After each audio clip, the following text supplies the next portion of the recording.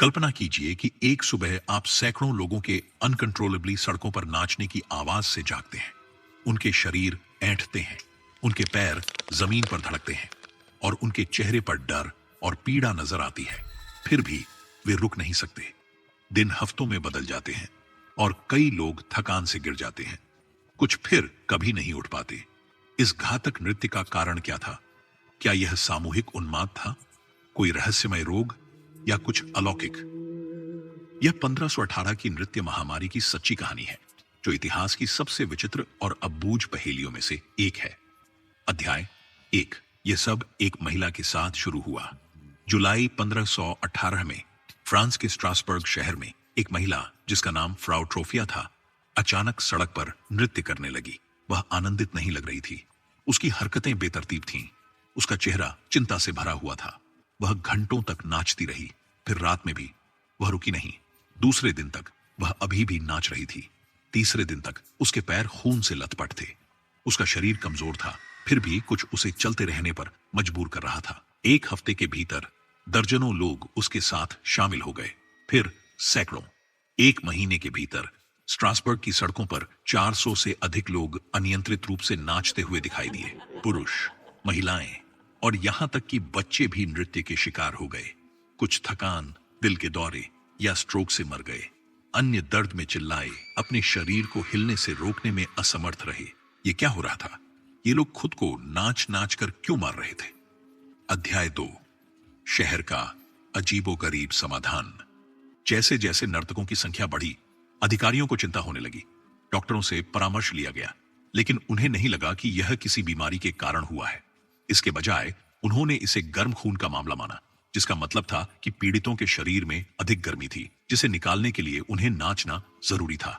हम 15वीं सदी के चिकित्सकों से और क्या उम्मीद कर सकते थे? उनका समाधान, नर्तकों को रोकने के बजाय उन्होंने अधिक नृत्य करने के लिए प्रेरित किया। उन्होंने शहर में नर्तकों के लिए जगह खाली कर दी। उन्होंने ताल बनाए रखने के लिए संगीतकारों को नियुक्त किया। उन्होंने नर्तकों के लिए यहां तक कि एक मंच भी बनाया, ताकि वे बिना रुकावट नृत्य कर सकें। इसके बेहतर होने के बजाय प्लेग और भी खराब हो गया। लोग बिना खाए और सोए दिनों तक नाचते रहे। कुछ गिर पड़े, लेकिन फिर जागकर दोबारा नृत्य करने लगे। फिर कुछ और भी अजीब हुआ। अध्याय 3। सनसनीखेज कथानक मोड़। कुछ नर्तकियों ने दावा किया कि उन्होंने अपने पीछे भागते हुए राक्षसों और भूतों की दृष्टि देखी। कुछ ने कहा कि उनके पैर उनकी इच्छा के बिना हिलते थे, जैसे कोई अदृश्य शक्ति उन्हें नियंत्रित कर रही हो। लोगों की रिपोर्टें थीं कि वे पुजारियों से प्रार्थना कर रहे थे कि इस श्राप को तोड़ें, ये मानते हुए कि वे अधीन हैं। शहर की खुशी डर में बदल गई, क्योंकि अधिक लोग थकावट से मर गए। अधिकारियों को अपनी गलती का एहसास हुआ। यह वह बीमारी नहीं थी जिसे नाचकर दूर किया जा सके। अध्याय 4। सिद्धांत। वास्तव में क्या हुआ था? इतिहासकारों और वैज्ञानिकों ने सदियों से नृत्य महामारी को समझाने की कोशिश की है। यहां कुछ सबसे चर्चित सिद्धांत हैं। 1. सामूहिक उन्माद, मन की शक्ति। सबसे लोकप्रिय सिद्धांतों में से एक यह है कि नृत्य महामारी एक प्रकार का सामूहिक उन्माद थी।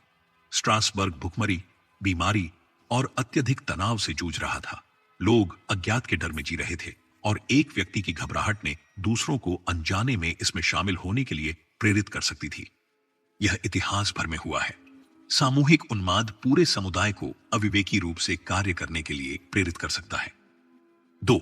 एयरगट विषाक्तता, खराब ब्रेड सिद्धांत। कुछ शोधकर्ताओं का मानना है कि नर्तकों ने एयरगट से दूषित रोटी खाई, जो राई पर उगने वाला एक प्रकार का फंगस है। इस फंगस में एलएसडी जैसे रासायनिक तत्व होते हैं, जो मतिभ्रम, मांसपेशियों में ऐंठन और दौरे का कारण बन सकते हैं। लेकिन इस सिद्धांत में एक समस्या है। एयरगोट विषाक्तता आमतौर पर लोगों को हफ्तों तक चलने में असमर्थ बनाती है, न कि नाचने में। 3. धार्मिक अभिशाप। क्या यह सेंट विटस का बदला था? मध्य युगीन काल में लोग मानते थे कि सेंट विटस, एक कैथोलिक संत, पापियों को नाचने के लिए मजबूर कर सकता था।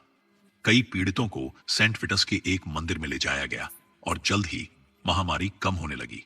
क्या यह महज एक संयोग था या कुछ अलौकिक हो रहा था? 4. एक गुप्त पंथ अनुष्ठान। कुछ शोधकर्ताओं का मानना है कि यह नृत्य कोई महामारी नहीं था, बल्कि एक भूला हुआ अनुष्ठान था जो गलत हो गया। मध्यकालीन यूरोप में गुप्त संप्रदाय और पंथ थे जो चेतना की बदली हुई अवस्था प्राप्त करने के लिए ट्रांस जैसे नृत्य का अभ्यास करते थे। क्या यह अभ्यास नियंत्रण से बाहर हो गया, जिससे अराजकता और मृत्यु हुई? अध्याय 5, सबसे स्वीकृत व्याख्या। चलो व्यापक रूप से स्वीकृत व्याख्याओं को देखें। आज सबसे व्यापक रूप से स्वीकृत सिद्धांत सामूहिक उन्माद है। स्ट्रासबर्ग अकाल और भूखमरी, प्लेग और बीमारियों जैसी कई आपदाओं का सामना कर रहा था। धार्मिक डर। लोग मानसिक रूप से कमजोर थे और श्रापों और अलौकिक दंड में विश्वास करते थे। जब फ्रा ट्रॉफियां नाचने लगी तो पहले से ही तनावग्रस्त और अंधविश्वासी लोग अवचेतन रूप से उसका अनुसरण करने लगे। यह आधुनिक समय के जनोन्माद के मामलों के समान है, जहां लोगों के समूह तनाव और सुझाव के कारण समान लक्षण अनुभव करते हैं। अंतिम विचार, मृत्यु का नृत्य एक रहस्य बना हुआ है।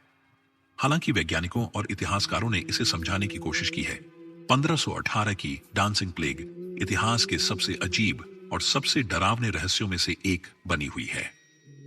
क्या अगर आज ऐसा कुछ हो जाए, क्या हमारा आधुनिक विश्व ऐसी सामूहिक उन्माद से प्रभावित नहीं होगा, या हम नृत्य महामारी का नया रूप देखेंगे? क्या आप उस घातक लय से बचने में सक्षम होते, या आप भी इस नृत्य के दूसरे शिकार बन जाते? आप क्या सोचते हैं कि असली कारण क्या था? क्या आपको लगता है कि यह केवल सामूहिक उन्माद था या कुछ अलौकिक? हमें टिप्पणियों में बताएं। हमारे चैनल को सब्सक्राइब करें ताकि आप इस तरह की कोई दिलचस्प कहानी न चूकें। आपका समर्थन हमें और अधिक सामग्री बनाने के लिए प्रोत्साहित करेगा। रहस्यों को कभी आराम नहीं मिलता, आपकी जिज्ञासा को भी नहीं मिलना चाहिए। अपनी देखभाल करें जब तक हम अपनी अगली कहानी में फिर से नहीं मिलते।